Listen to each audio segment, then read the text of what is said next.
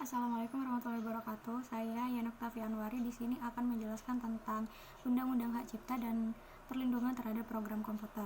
Sebelum itu, ada sebuah contoh studi kasus di mana Pengadilan Negeri Jakarta Pusat itu berhasil menemukan 4 dealer komputer yang menginstal atau mengcopy Microsoft Office dan Microsoft Windows secara ilegal. Nah, jadi dari contoh studi kasus tersebut, maka dapat dilihat bahwa peran pemerintah itu sudah mulai tampak dalam mengantisipasi adanya kasus-kasus pelanggaran kekayaan intelektual. Kemudian saya akan menjelaskan poin-poin penting tentang hak cipta. Hak cipta itu sendiri adalah hak eksklusif pencipta atau pemegang hak cipta untuk mengatur penggunaan hasil penuangan gagasan atau informasi tertentu. Nah, hak cipta ini juga bisa disebut sebagai hak untuk menyalin suatu ciptaan. Hak cipta juga memungkinkan pemegang hak tersebut untuk membatasi penggandaan tidak sah atas suatu ciptaan. Dan biasanya hak cipta itu memiliki masa berlaku tertentu yang terbatas. Kemudian poin selanjutnya yaitu pencipta. Pencipta itu adalah seorang atau sekelompok orang yang menuangkan inspirasi-inspirasi mereka dalam bentuk karya. Nah, karya tersebut itu disebut sebagai sebuah ciptaan. Kemudian poin ketiga adalah tentang pemegang hak cipta. Pemegang hak cipta itu adalah pencipta itu sendiri atau pihak yang menerima hak tersebut dari pencipta, atau hak lain yang menerima lebih lanjut dari pihak yang menerima hak tersebut. Kemudian fungsi dan sifat hak cipta. Fungsi dan sifat hak cipta itu dapat beralih atau dialihkan seperti halnya sebuah warisan. Jadi hak cipta setelah penciptanya meninggal dunia maka akan diwariskan kepada ahli warisnya atau menjadi milik penerima wasiat, dan hak cipta tersebut tidak dapat disita kecuali jika hak itu diperoleh dengan cara melawan hukum. Kemudian hak cipta atas ciptaan yang penciptanya tidak diketahui. Biasanya ciptaan-ciptaan yang penciptanya tidak diketahui itu adalah milik negara. Kemudian juga ada jenis-jenis ciptaan yang dilindungi. Jadi jenis-jenis ciptaan yang dilindungi dalam undang-undang itu seperti di bidang ilmu pengetahuan yaitu buku, program komputer, dan di bidang seni dan sastra itu seperti lagu-lagu dan musik. Kemudian ada tari, koreografi, wayang, dan semacamnya. Kemudian setelah itu terdapat beberapa hal yang tidak dianggap sebagai pelanggaran hak cipta, yaitu penggunaan ciptaan pihak lain untuk kepentingan pendidikan, penelitian, penulisan karya ilmiah, penyusunan laporan, dan lain-lain.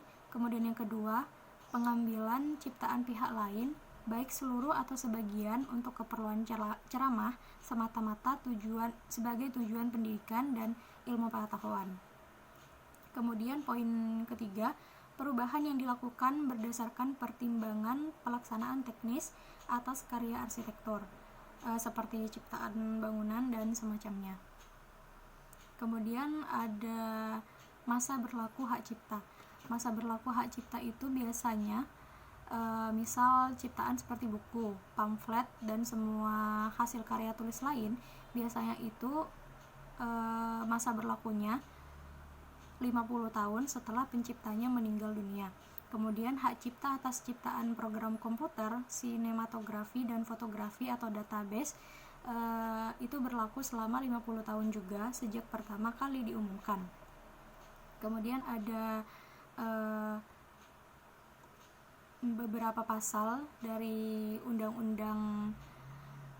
Undang-Undang Hak Cipta Nomor 19 Tahun 2002 yang berhubungan dengan perlindungan terhadap program komputer, yaitu pasal 1 ayat 8 tentang definisi dari program komputer.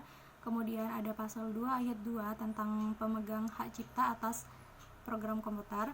Kemudian pasal 12 ayat 1A dan lain sebagainya.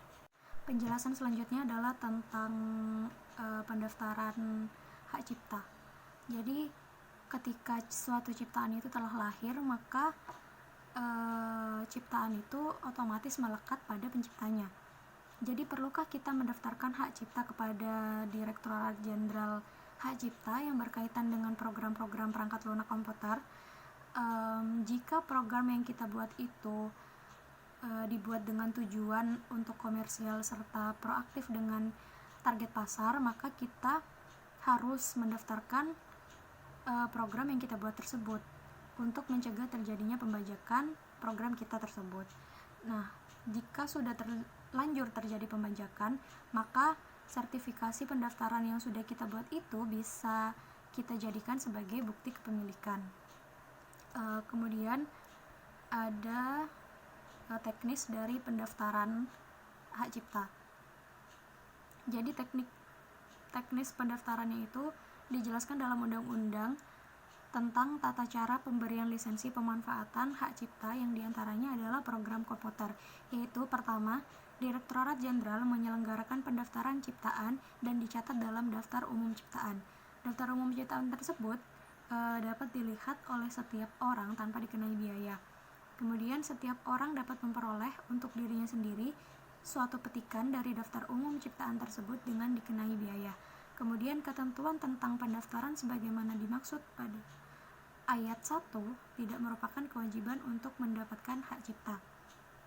Kemudian pelanggaran hak cipta yang terjadi seperti pembajakan perangkat lunak, yaitu adalah satu, memasukkan perangkat lunak ilegal ke hard disk, shoplifting, yaitu jika terjadi sebuah lisensi dipakai melebihi batas penggunaan.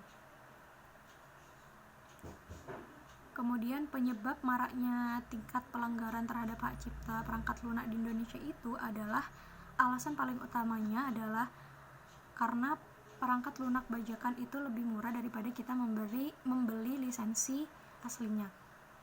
Kemudian data-data yang dimuat dalam format digital memudahkan pemakainya melakukan penyalinan pada data-data dari suatu media ke media lain.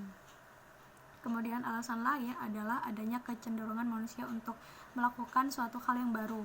Jadi setiap orang itu berusaha untuk mendapatkan program-program rilis terbaru dengan cara membajak melalui fasilitas di internet. Kemudian belum adanya undang-undang yang tegas untuk menjerat seseorang yang memang diketahui menyebarluaskan atau menggunakan perangkat lunak secara ilegal. Kemudian kurangnya kesadaran masyarakat itu sendiri untuk menghargai hasil ciptaan orang lain dan pemikiran bahwa memanfaatkan ciptaan tanpa izin itu akan memberikan pengaruh yang negatif. Kemudian upaya yang bisa dilakukan untuk mengatasi pelanggaran-pelanggaran hak cipta yang terjadi adalah dengan cara kita harus lebih menghargai hasil karya orang lain, karena kita tidak tahu seberapa usaha seorang pencipta untuk menuangkan ide-idenya dalam bentuk sebuah karya. Dan kemudian dibuat undang-undang oleh pemerintah tentang hak cipta untuk agar lebih mempertegas lagi sanksi pidana yang akan diberikan kepada pelaku pelanggaran. Kemudian kita juga bisa melaporkan pelanggar undang-undang ke pihak yang berwenang. Itu saja yang bisa dapat saya sampaikan. Jika ada salah kata, mohon maaf. Wassalamualaikum warahmatullahi wabarakatuh.